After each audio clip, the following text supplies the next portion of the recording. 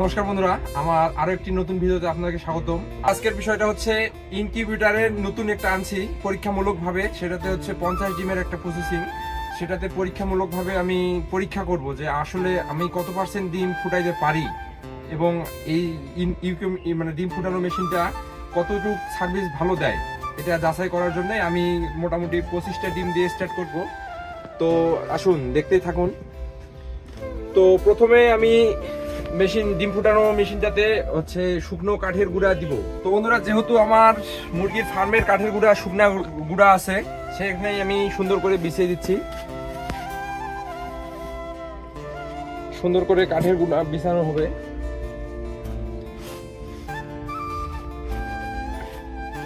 সুন্দর করে কাঠের গুঁড়াগুলো বিছিয়ে দিলাম যাতে উষ্ণতা ভালো থাকে, আর্দ্রতা বজায় রাখে। যাতে এটা দেওয়ার কারণ হচ্ছে মানে কারেন্ট গেলেও মানে 2-4 ঘন্টা ব্যাকআপ টানতে পারে। 2-4 ঘন্টা যদি কারেন্ট নাও থাকতে পারে, 5 ঘন্টাও যদি কারেন্ট নাও থাকে, সমস্যা নাই, তাহলে এই কাঠের গুঁড়াতে আর্দ্রতা বজায় রাখবে। তো প্রথমে ভালোভাবে ডিমগুলো আমি মানে এগুলা হাঁসের ডিম হচ্ছে, এগুলা হচ্ছে দেশি হাঁসের ডিম। প্রথমে হচ্ছে ডিমের মানে দুই পাশে আমি মার্ক করব। ডিমটা যেহেতু ঘুরাই দিতে হবে, আর এটা ছোট মেশিন, সেই হিসাবে হচ্ছে অটোমেটিক ঘুরে না, যার ফলে ডিমটা হাত দিয়ে ঘুরাই দিতে হবে। সেই হিসাবে আমি মার্ক করে নিব ডিমটা মানে আর কি সঠিকভাবে ঘুরাই দেওয়ার জন্য।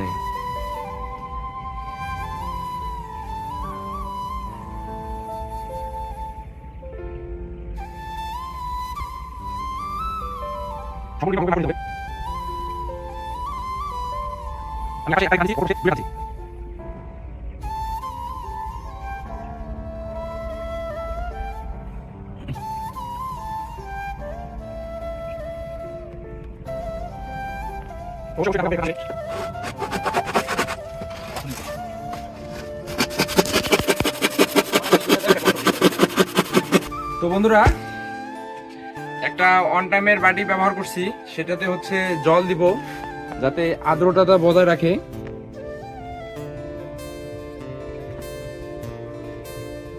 সুন্দর পরিষ্কার জল নিয়েছি, এটা সেট করে দিতে হবে।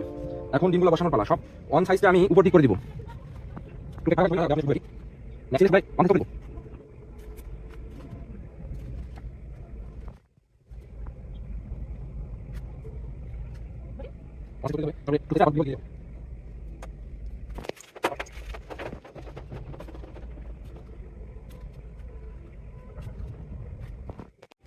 তো বন্ধুরা, এখন বসানোর পালা।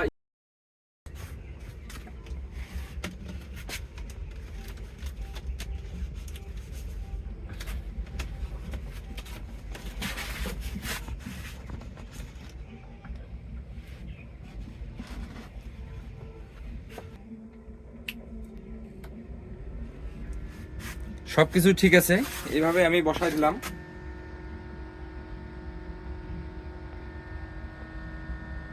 তো বন্ধুরা, এখন সবকিছুই মোটামুটি ডিম ফুটানো মেশিনের জন্য ব্যবহার করা হয়েছে। এখন এটা ঢেকে দেওয়ার পালা। সুন্দরভাবে আমি ঢেকে দিচ্ছি। আবারও কতদিন রাখতে হবে?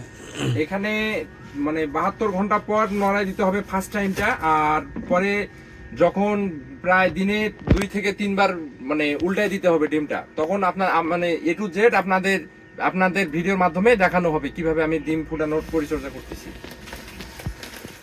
তো বন্ধুরা, সব শেষে আমি এখন মানে ইয়াটা ঢাকা দিচ্ছি।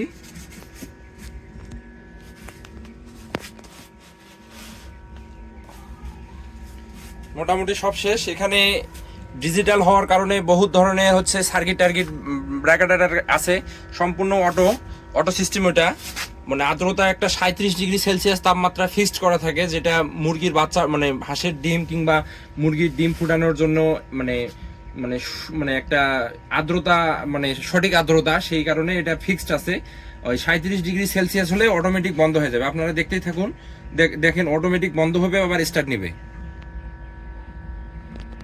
তো বন্ধুরা, আমি এখন মুরগির খামারের ভিতরে ঢুকবো, যার ফলে জীবাণুনাশক দিয়ে স্প্রে করে নিতে হবে। কোথাও মানে বসন্তকাল হিসেবে মানে জীবাণু ছড়িয়ে ছিটিয়ে থাকতে পারে। তো আসুন বন্ধুরা, দেখতে পাচ্ছেন আমার মুরগির খামার। আমার মুরগির বয়স হচ্ছে আজকে 22 দিন। রেজাল্টটা খুব ভালো পাইলাম না। মানে বসন্তর আবহাওয়া একটু খারাপ আবহাওয়া। আর এখানে পাতলা রাখছি, আর দ্বিতীয় সেটাও বাচ্চা পার করছি। তো বন্ধুরা, আজকে এই খাবারের গাড়ি আসছিল, আমাদের কোম্পানি খাবার পৌঁছে দেয় খামার পর্যন্ত, এবং হচ্ছে ওদের হচ্ছে লোক দিয়ে এই খামারে কেয়ারিং করে দেয়। তো ব্যস্ততার কারণে আমি আজকে ভিডিওটা দিতে পারি নাই। পরবর্তী সেটে যখন মানে পরবর্তীতে যখন খাবার আসবে অবশ্যই আপনাদের দেখাবো। তো বন্ধুরা, মূলত বিষয়টা হচ্ছে আজকের ভিডিওটা এই পর্যন্তই থাকলো। আর পরবর্তী ভিডিওতে সঙ্গেই থাকুন, দেখার সঙ্গেই থাকুন, অনেক কিছু শিখতে পারবেন। আবার হচ্ছে মুরগির বয়স সম্পর্কে মানে পরিচর্যা হিসেবে, আবার হচ্ছে ডিমের যে ফুটানোর একটা নতুন পদ্ধতি ইউজ করতেছি আমি, ওটাতে অনেক কিছু শিখতে পারবেন, জানতে পারবেন। ততক্ষণে মানে আমাদের সঙ্গেই থাকুন। যদি আমার ভিডিওগুলো ভালো লাগে থাকে আপনাদেরকে, অবশ্যই লাইক এবং কমেন্ট এবং সাবস্ক্রাইব করতে ভুলবেন না।